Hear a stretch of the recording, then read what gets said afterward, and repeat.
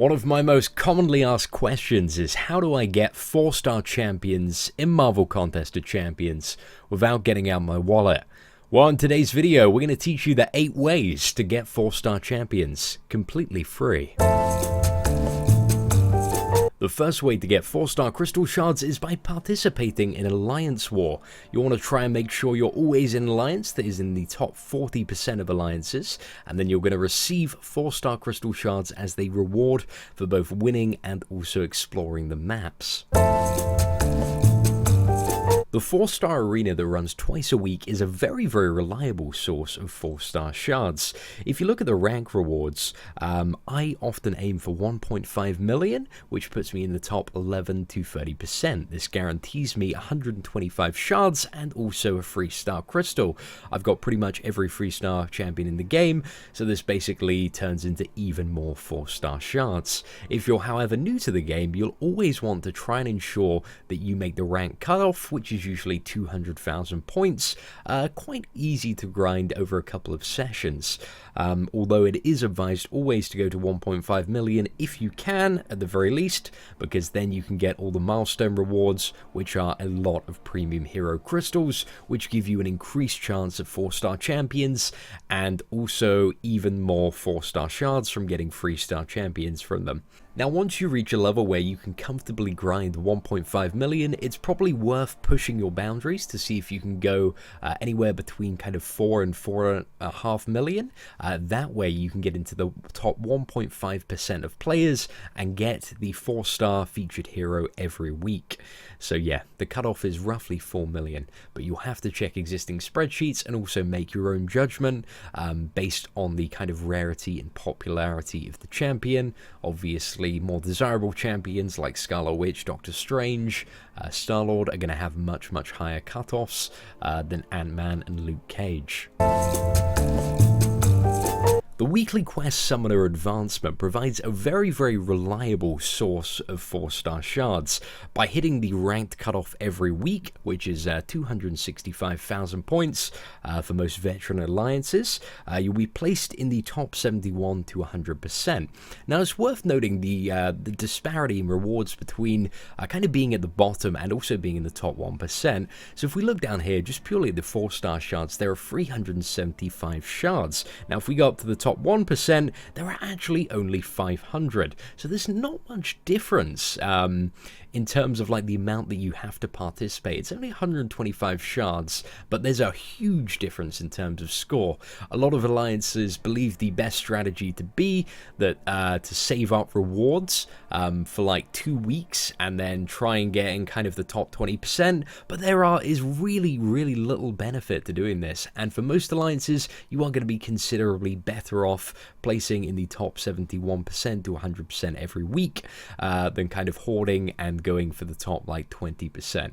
So yeah, that's a bit of a pro tip there. Always try and make the Summoner Advancement cutoff every week, and if you're not in an alliance that is doing that, find an alliance that is doing that.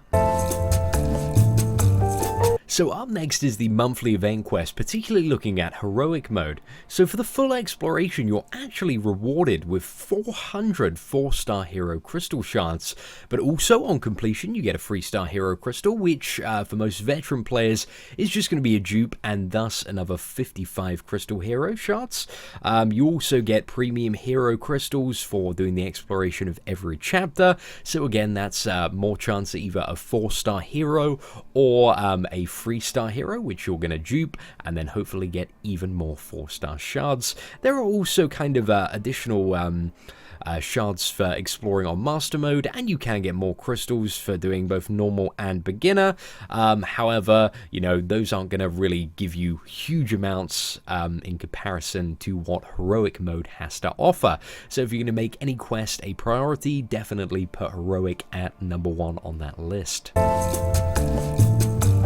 So next up on your list is actually duping your 3-star champions, and just something to kind of keep in mind is that every 3-star champion is essentially, from here on out, 55 4-star hero crystals. So whenever you look at kind of the reward being a 3-star champion, don't look at it as something that I've already got. Look at it as, again, 55 4-star shard crystals.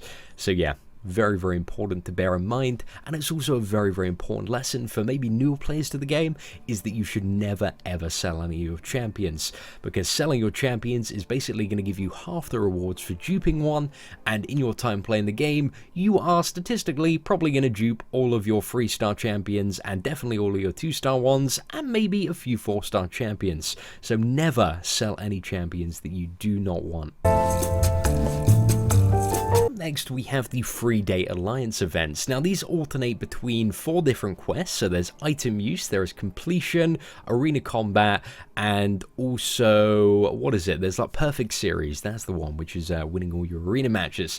Now, arena combat and perfect series, even the top tier alliances usually do not bother with them unless you have a lot of die-hard arena fans. They might now with the alliance quest changes, but usually it is very easy for most alliances that are active and playing the game to reach the final milestone in both completion and also item use. However, you know, don't be surprised if your alliance does not reach it in any of the arena ones, because a lot of the endgame community really detest doing regular arena runs.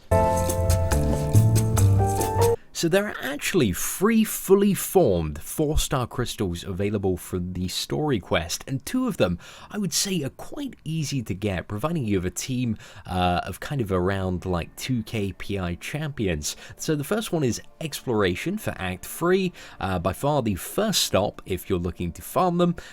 This one is very, very easy to get, providing you've beat Thanos once. He should be so easy the second time around.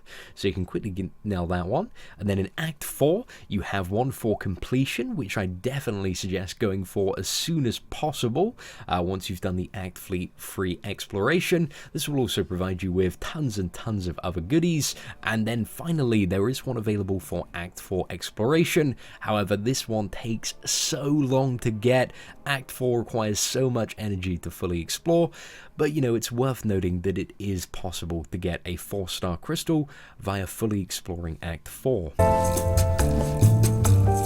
So, the final thing worth mentioning is of course the Realm of Legends, a way to get free 4-star champions just straight off the bat. So looking at the quest rewards for completing the Realm of Legends, you're going to get free exclusive 4-star champions. So you get Cyclops, you get Rhino, and you get Ronin.